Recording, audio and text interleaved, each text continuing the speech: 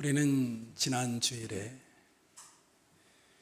물을 포도주로 만드는 첫 표적을 살펴보았습니다. 예수님이 이 땅에 오신 궁극적인 목적은 포도주가 떨어진 그로 인해 깨어지고 흥이 사라져버린 세상에 참된 기쁨과 즐거움을 주기 위해서 오셨음을 보았습니다. 가짜 기쁨과 가짜 행복을 추구하고 만족해하는 인생들에게 참된 행복, 참된 기쁨이 무엇인지 갈수록 더해지는 그 깊은 맛을 주님은 그것을 통하여 보여주기를 원하셨습니다.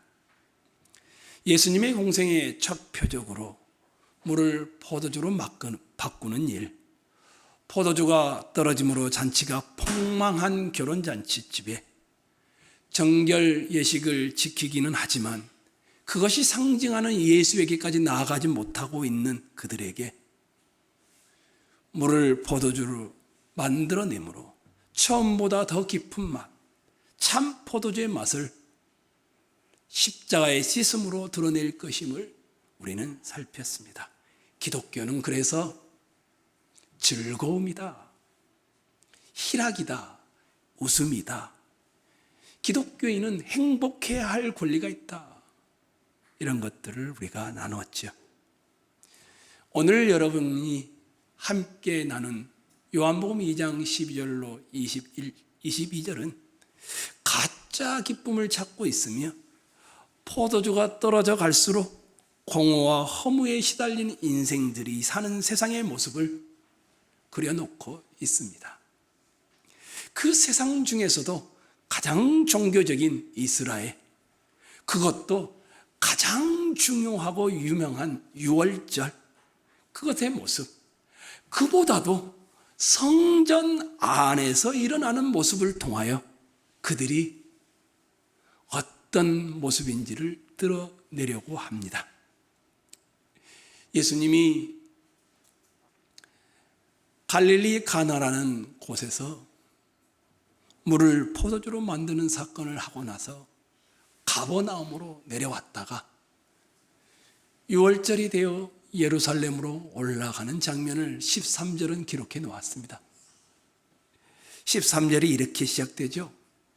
유대인의 유월절이 가까운지라 예수께서 예루살렘으로 올라가셨더니 이렇게 됩니다. 요한복음의 유독이 이 유대인이라는 단어는 부정적인 의미로 사용되어지고 있지요.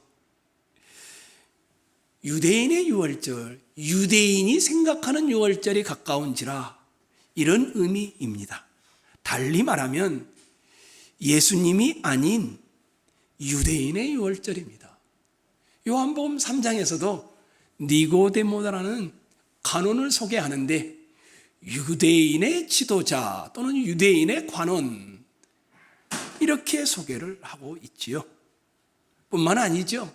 지난 시간에 살폈듯이 요한복음 2장 6절에 유대인의 정결 예시 이런 표현이 등장합니다. 달리 말하면 유월절, 이스라엘의 율법의 도 같은 선생, 정결 예식은 실체가 아닙니다. 그것은 상징을 하는 것이었습니다. 실체이신 예수님을 상징하는 것이었습니다.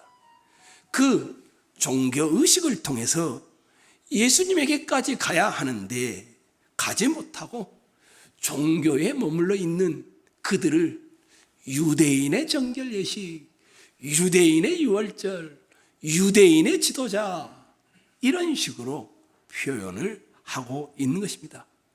유대인은 정결 예식인 손 씻음을 통해 유대인은 유월절 절기를 지킴을 통해 유대인은 율법의 전체 내용을 암송하고 가르치는 것을 통해 궁극적으로 가리키고 있는 예수님에게까지 가야 하는데 가지 못합니다. 유대인은 열심은 있지만 그만 그 중간에 머물고 마는 것입니다. 손만 씻으면 정결해진다고 생각합니다. 손 씻는다고 정결해지나요? 유월절만 지키면 하나님의 백성된 표정이라고 생각합니다. 어린 양을 잡아 피를 뿌리고 먹으면 그들은 하나님의 선택된 민족이라고 여겼습니다. 그들은 열심은 있습니다. 그래서 유월절을 지키고 정결 예식을 지키고 율법을 암송하고 율법을 해석하고 가르칩니다. 그런데 거기까지입니다. 예수께까지 가야 하는데 가지 못하고 있는 것입니다.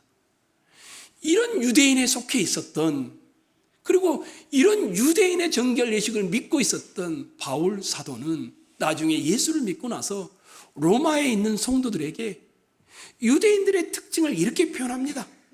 내가 증언하노니 그들이 하나님께 열심은 있으나 올바른 지식을 따른 것이 아니니라. 하나님의 의를 모르고 자기 의를 세우려고 힘써 하나님의 의에 복종하지 아니하였느니라. 유대인들의 가장 큰 특징은 열심인데 그 앞에 다른 단어가 또 붙습니다. 자기 열심입니다. 예수께까지 가야 하는데 못 가는 겁니다. 예배는 드립니다.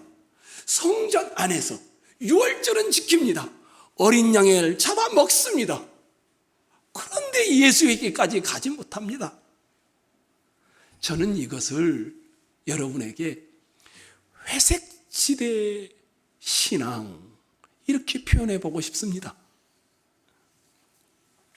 달라스 윌리아드라는 분이 마태복음 28장 18절로 20절 너는 모든 족속으로 가서 제자를 삼아라 라는 이 말씀을 가지고 이런 표현을 썼습니다.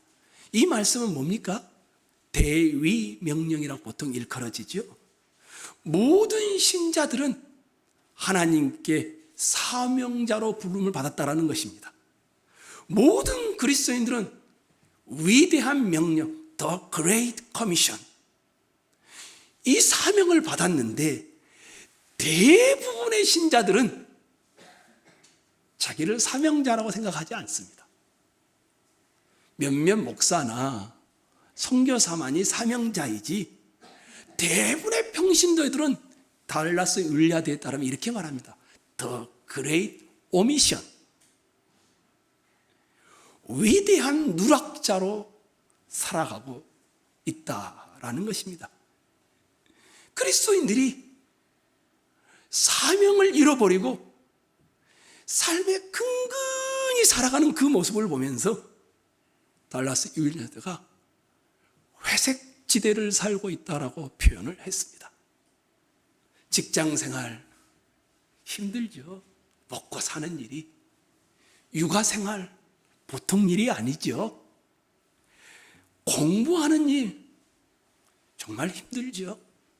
가정생활 힘듭니다. 그러다 보니까 우선순위에서 하나님이 뒷전으로 밀려나고 살아가는 사람들을 가리켜서 The Great Omission, 인생의 중대한 사명을 잃어버리고 회색지대를 걷는 사람들이라고 달라스 윌리아드가 표현을 했습니다. 신앙생활이 힘듭니다. 그러다 보니까 중간지대를 삽니다.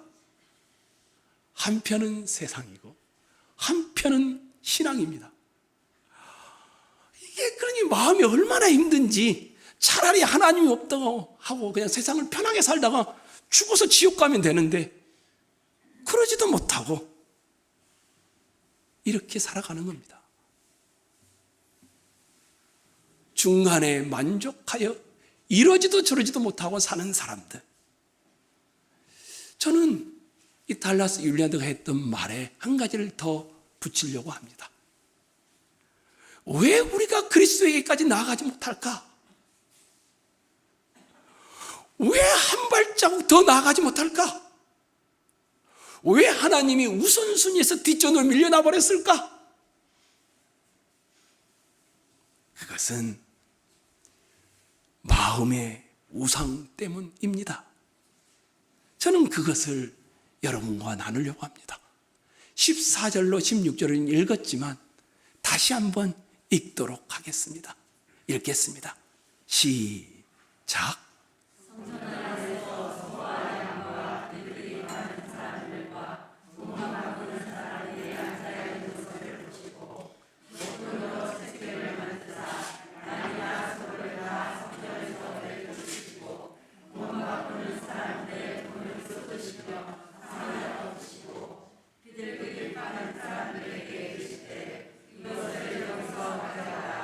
내 아버지의 집으로 장사하는 집을 만지지 말라 하시니. 네, 거기까지입니다. 사람들이 유월절을 지키기 위해서 각 지역에서 그리고 각 나라에서 왔습니다. 예수님도 유월절을 지키기 위해서 예루살렘 성전 안에 들어갔습니다. 성전 안에서 제사에 쓸 소와 양과 비둘기 파는 자들과 환영산들이 앉아있는 것을 보시고는 갑자기 예수님이 노끈으로 채찍을 만들어서 이들을 전부 뒤엎어버립니다. 양과 소들과 짐승들은 성전 밖으로 다 쫓아내버립니다. 환전을 하는 환정상들의 돈을 쏟아버리시고 상을 뒤엎어버리고 비둘기를 파는 자들에게는 성전에서 치워라! 이렇게 말을 합니다. 그러면서 이렇게 덧붙입니다. 내 아버지의 집으로 장터를 만들었구나. 이런 말을 하는 것이었습니다. 그 온유하신 예수님이 버럭 화를 내신 것입니다. 그리고 꾸짖으신 것입니다. 여러분 잘 알죠? 이스라엘은 매년 3번의 절기에 예루살렘으로 올라와서 함께 예배하게 되어 있습니다.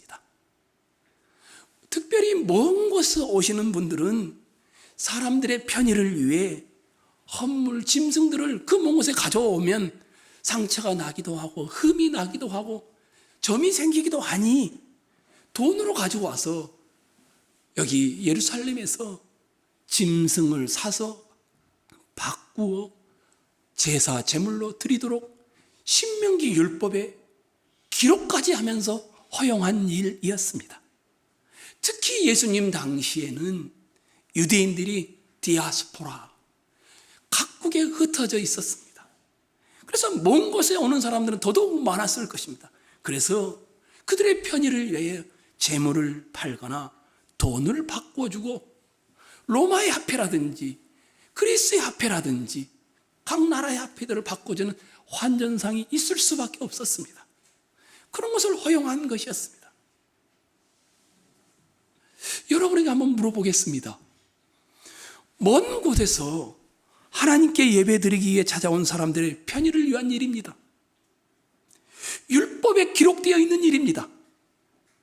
성전을 관할하는 종교 지도자된 제사장들로부터 허락을 받고 행한 일입니다. 정당한 일 아닌가요?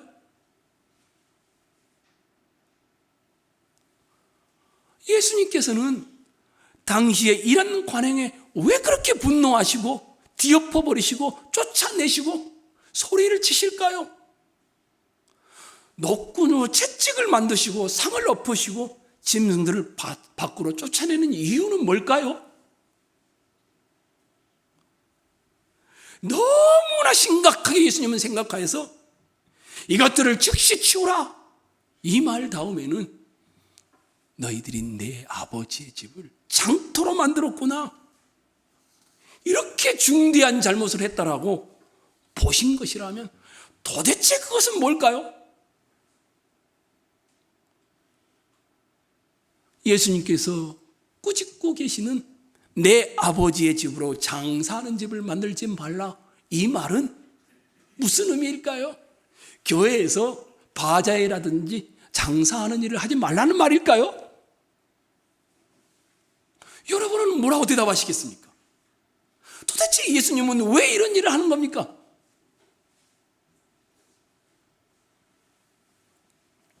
여러분들에게 이거를 어떻게 설명할까 고민을 참 많이 했습니다.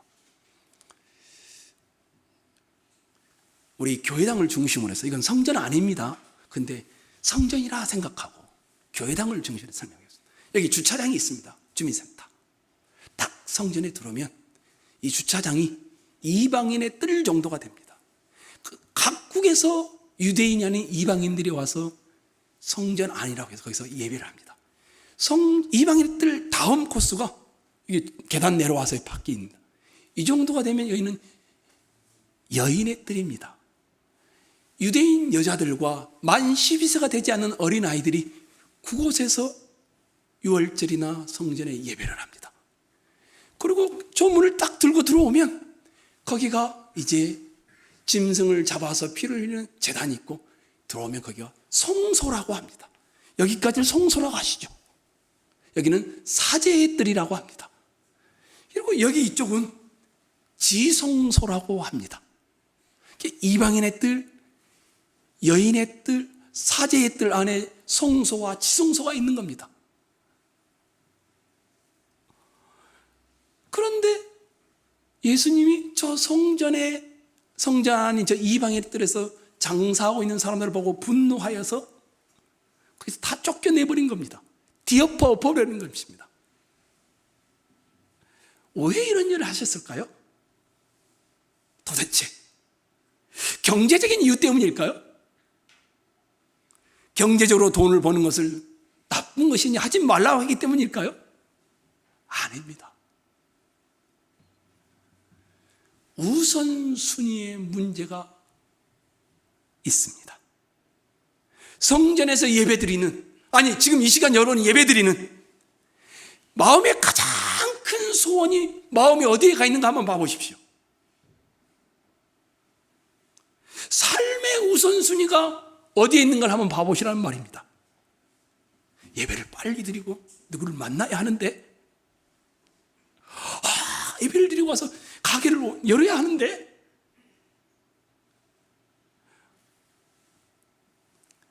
찬양할 때 옷을 입고 예배당에 앉아 있는데 하나님이 우선순위가 아니라 바뀌어 버린 겁니다.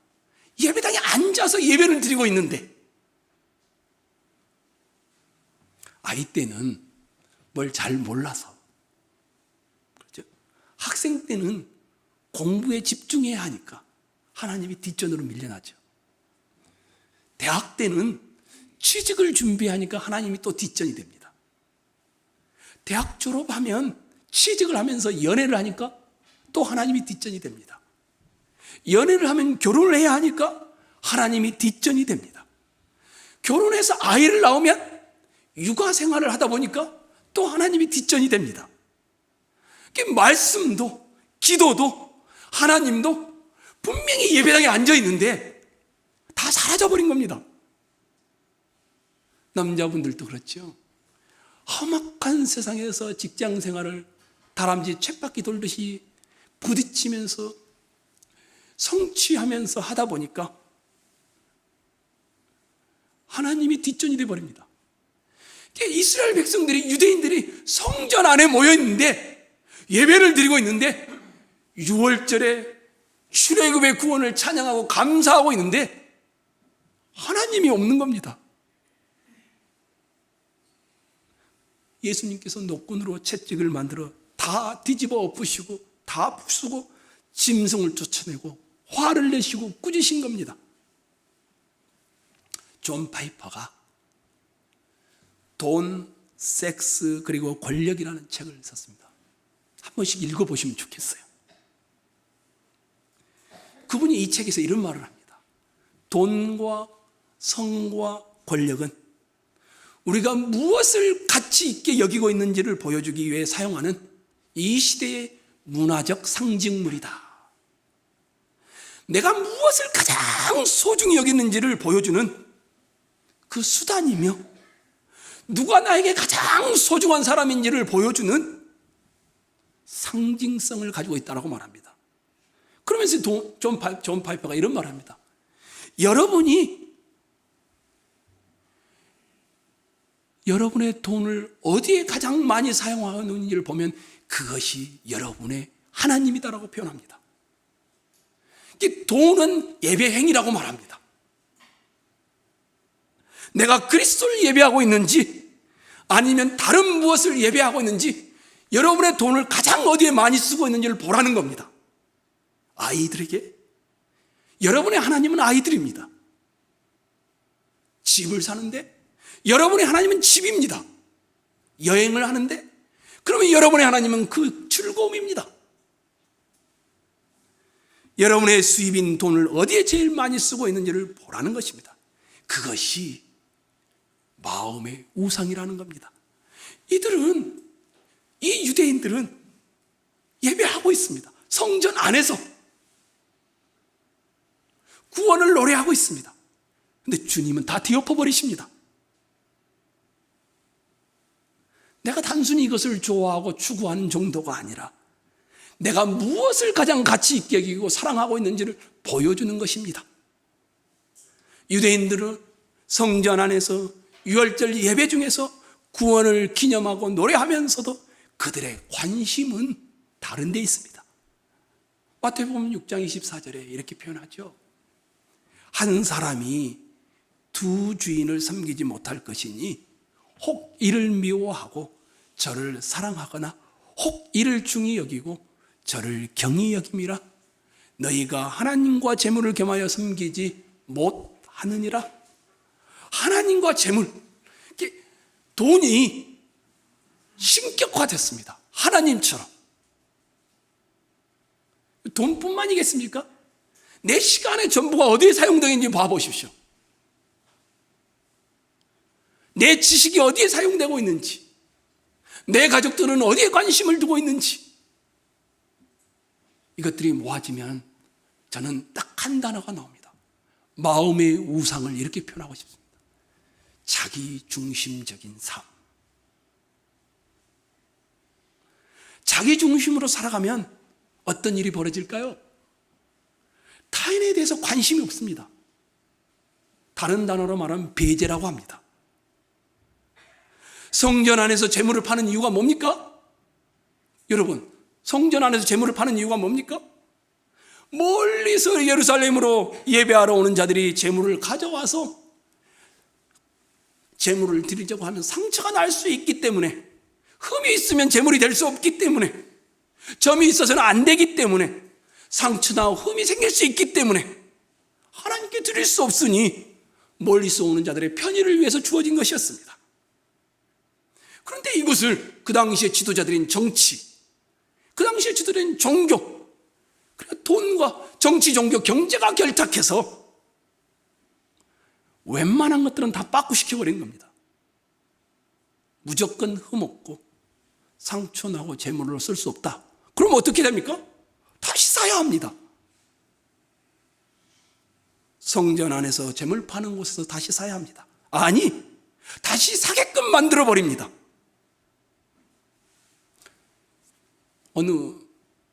우리식으로 하면 어느 영화관에 가면, 지금은 뭐 그렇지 않다고 들었는데 얼마 전까지만 해도 그랬죠. 다른 데서 산 음식물을 그 영화관에 못 가지고 들어가죠. 그 영화관에서 파는 것만 가지고 들어갔죠. 편의를 제공해 주죠. 근데 어떻게 됩니까? 다른 데보다 비쌉니다. 성전 안에서는 예배를 드릴 희생 제물을 다시 사야 합니다. 그 제물이 어디에 있습니까? 성전 안에 있습니다. 성전 안에서도 어디에 있겠습니까? 이방인의 뜰에 있습니다. 거기서 제물을 파는 겁니다. 그러면서 멀리서 수위를 거쳐서 예배하러 온 이방인들은 어떻게 예배합니까? 짐승 소리들로 예배를 드릴 수가 없습니다. 하나님의 은혜를 삼아야 그 먼 나라에서 왔는데 그러니 예배를 드릴 장소가 없습니다. 그런데 정치, 종교 지도자들이 거기에는 관심이 없습니다. 자기 중심적인 신앙생활에는 연약하고 타인에 대한 배제가 항상 같이 따라옵니다. 타인을 향한 관심이 사라져버립니다. 그것을 배제라고 합니다.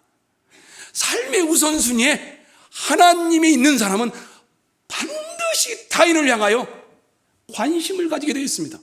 근데 삶의 우선순위에 하나님이 사라지고 예배는 드린데, 기도는 하는데, 말씀을 읽는데, 자기중심적인 사람은 타인이 어떻게 살아가든 관심이 별로 없습니다. 우리는 나라는 독특하게 타인과 구별됩니다. 하지만 타인과 함께 살아가도록 하나님이 그렇게 창조하셨습니다. 삼위일체 하나님이 관계를 통하여 행복을 누리듯이 인간도 그렇게 지어졌습니다. 그런데 타락함으로 일어나는 첫 번째 행위가 타인을 무시하고 자기 중심에 놓지 않는 것입니다. 어떻게 합니까? 타인과 함께 있으면서 누군가가 자기를 무시하는 것 같으면 네가 나를 무시해? 그 다음 어떻게 됩니까? 힘이 있는 사람은요, 누릅니다. 빼앗습니다. 억압을 통해서 타인을 배제시키고 굴복시킵니다. 그럼 힘이 없는 사람은요, 저게 나를 무시하네? 속으로만 생각합니다. 말하지를 못합니다.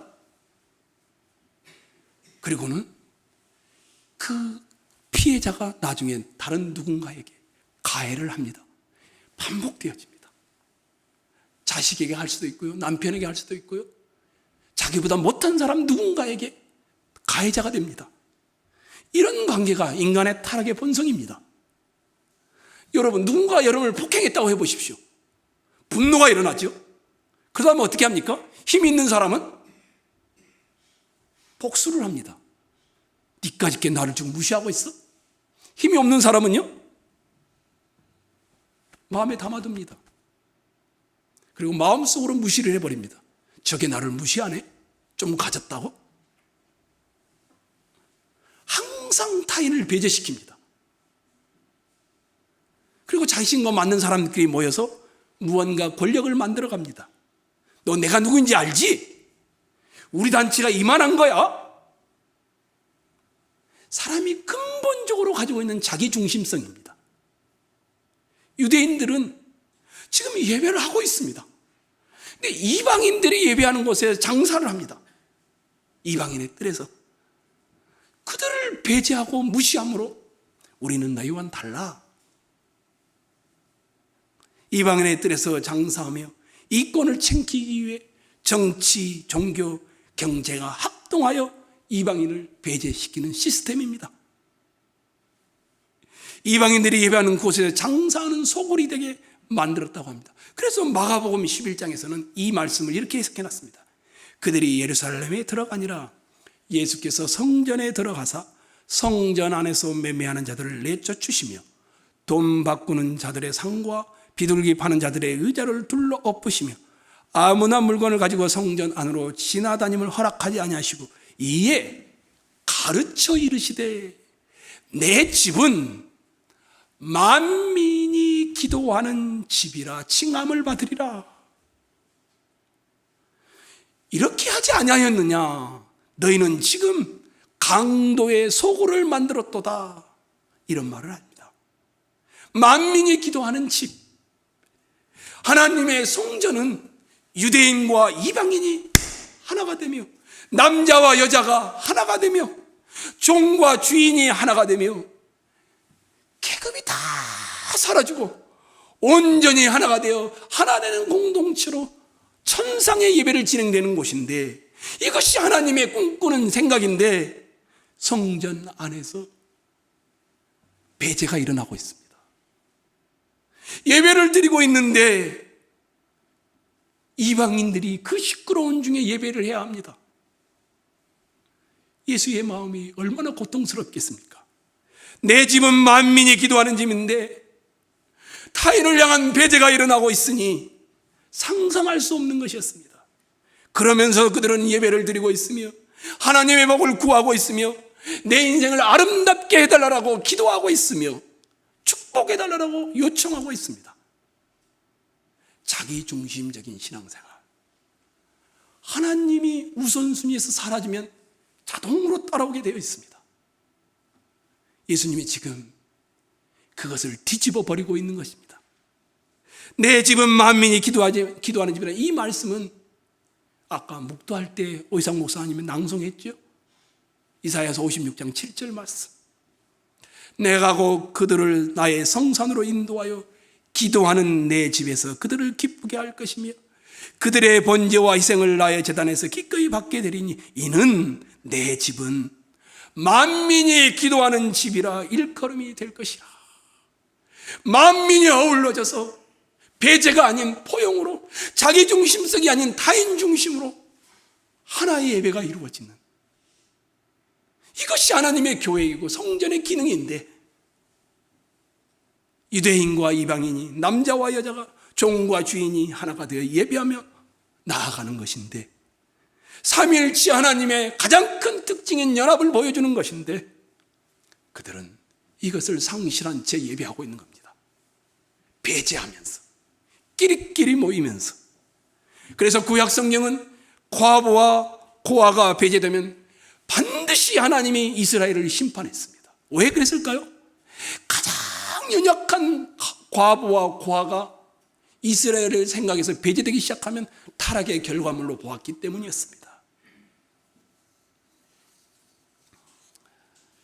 하나님이 우선순위에서 중심에 있는 사람은 대인관계에 타인 중심의 삶으로 들어가게 되어 있습니다. 다른 사람을 향하여 포용합니다. 그래서 겸손한 사람은 교만한 사람과 함께 갈 수 있습니다. 잘났나 보지, 봐줄 수 있습니다. 잘난치 않은 사람을 기다려줄 수도 있습니다. 젊어서 그런가 보지, 겸손한 사람은 그럴 수 있습니다. 근데 교만한 사람은, 잘난치 하거나 교만한 사람을 절대 못 봐줍니다. 기어코 무시하거나 짓밟아 버려야 합니다.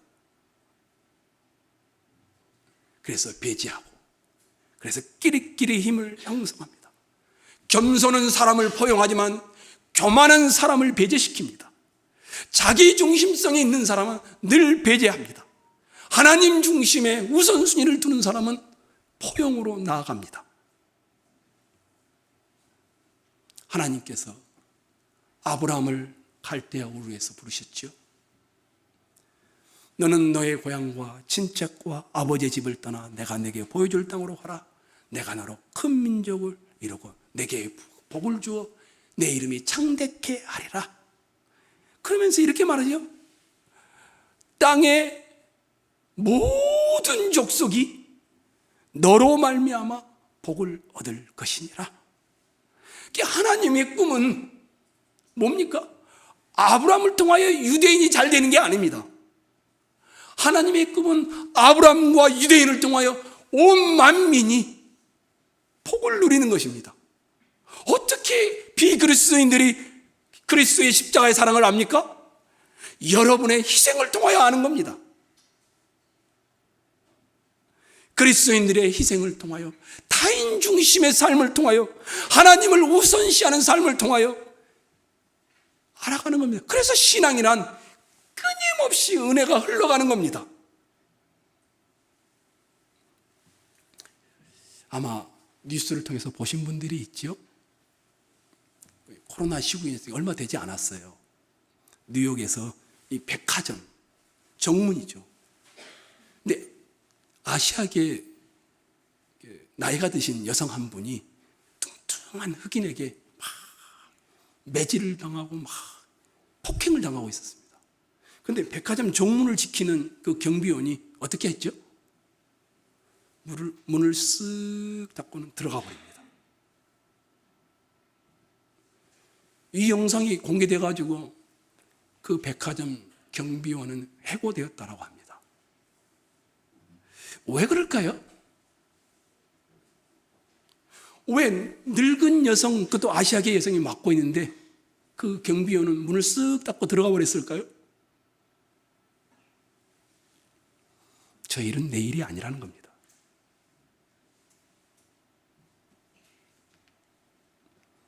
자기중심성을 가지고 살아가는 사람의 특징은 다른 사람에게 별로 관심이 없습니다. 이것이 배제입니다. 우리가 함께 지금 모여서 예배하고, 함께 우리가 찬양하고, 함께 기도하고, 누군가를 보고 누군가를 향한 생각보다 단지 나와 하나님과의 관계만을 생각하고 있다면 우리도 어쩌면 배제 중심인 자기 중심성으로 살고 있는지도 모릅니다. 한국에서도 있었던 일이 하나 있죠. 어느 직접 장애를 가진 68세 노인분이 매일 폐지를 주어서 살아가시는 분입니다. 아마 뉴스에도 여러 차례 나왔으니까 아실 겁니다. 근데 이 리어카는 아닌데 리어카는 조금 작은 캐리어인데 그걸 하시다가 아우디를 긁어버렸습니다. 근데 이 아우디 차 주인이 처벌을 요청한 것이었습니다. 그로 인해서 30만 원의 벌금의 처벌을 받았습니다. 근데 매일 몇천 원 버는 폐지를 줘서 살아가시는 분이 어떻게 그걸 감당합니까? 저도 봤고요. 많은 사람이 그 뉴스를 보았습니다. 근데 강서갑이죠. 국회의원 여성 강선우라는 그 국회의원이 그 노인 지적장애를 가진 노인 여성분의 벌금을 대신 내줬습니다. 인터뷰하는 것을 보았습니다. 왜 그런 일을 관심 있게 보았는지. 자기 지역구도 아닙니다. 근데 그 분이 그 딸이 똑같은 그 발달 장애를 가진 사람입니다. 그러니까 그런 일을 보고 그냥 지나칠 수가 없었다라고 합니다. 은혜를 받은 사람의 메커니즘은 어떤 사람이냐? 하나님 중심의 사람의 메커니즘은 어떤 사람이냐? 고아와 가보를 가장 연약한 자를 불쌍히 여기는 하나님의 마음이 저기 있구나, 하나님의 마음이 저기 있구나 라고 해서 찾아가는 이곳에 있다라는 겁니다. 그러면 여러분, 나의 마음은 어디에 있을까? 늘 나는 내 중심과 내 가족뿐인 건 아닌가? 그런 사람은 지금 유대인이 6월절에 성전 안에서 예배하고 있는 하나님의 복을 구하고 하나님의 은혜를 추구하고 살아가지만 어쩌면 우리의 영혼도 뒤집어야 하는 그런 존재일런지도 모릅니다. 말씀을 맺으려고 합니다. 예수님은 지금 유대인들이 만들어 놓은 종교 시스템, 이 어마어마한 종교 시스템, 유대인 국가를 상대로 뒤집어 엎는 일을 하고 있습니다. 정치, 종교, 경제 시스템이 맞물려 돌아가고 있는 거기에 반기를 들고 있습니다. 거룩한 성전에서 노끈으로 채찍을 만들어서 이것 때문에 예수님은 결국 유대의 지도자들이 십자가에서 죽여야 되겠다 생각하게 되고 이것 때문에 죽습니다. 굳이 하지 않아도 되는 이 일을 해서 엄청난 피해를 당한 것이었습니다. 그런데 이런 예수님의 모습을 보면서 제자들이 그 모습을 기록해 놓았습니다. 17절입니다. 2장 17절이죠. 읽겠습니다. 시작.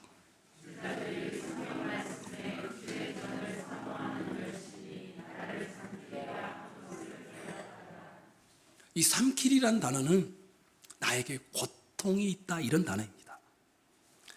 이걸 제자들이 예수님의 마음을 시편을 인용하여서 그대로 표현한 것이었습니다.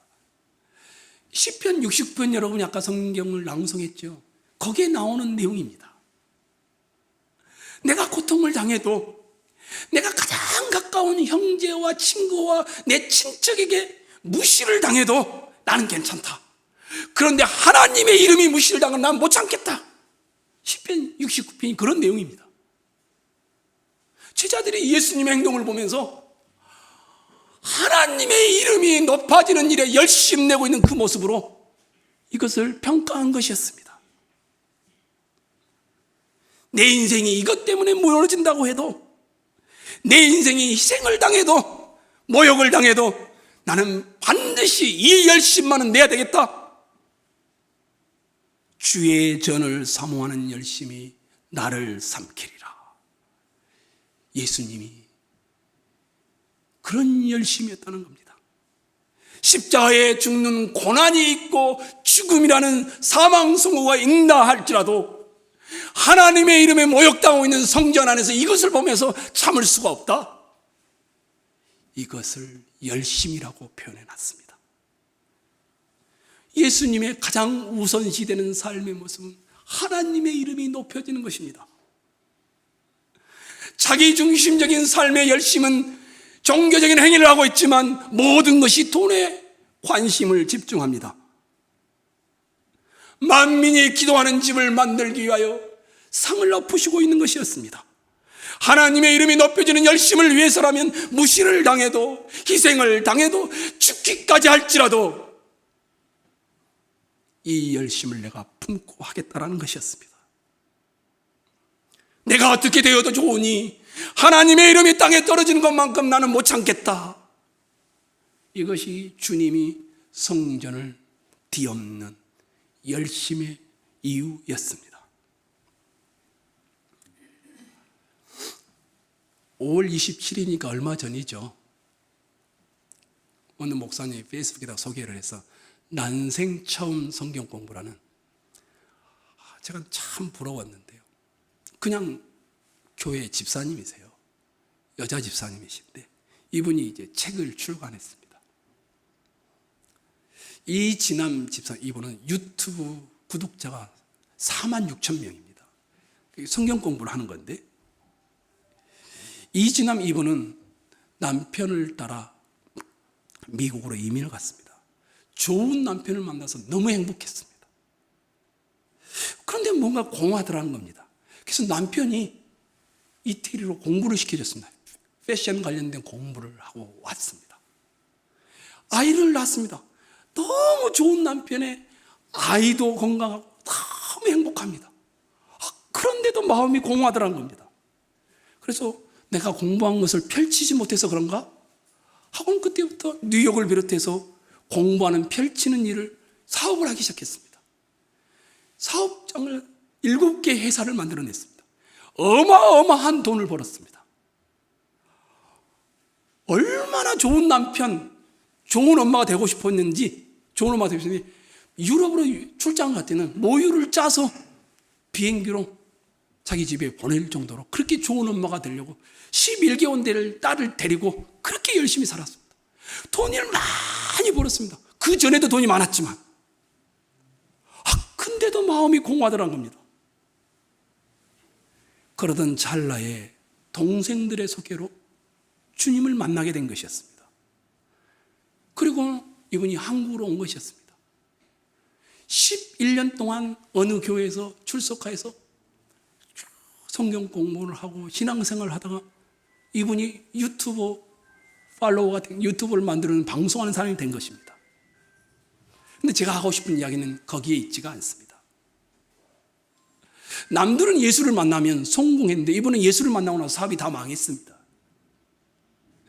이분은 성경이 열심히 볼 때 오히려 사업이 더 안 됐습니다.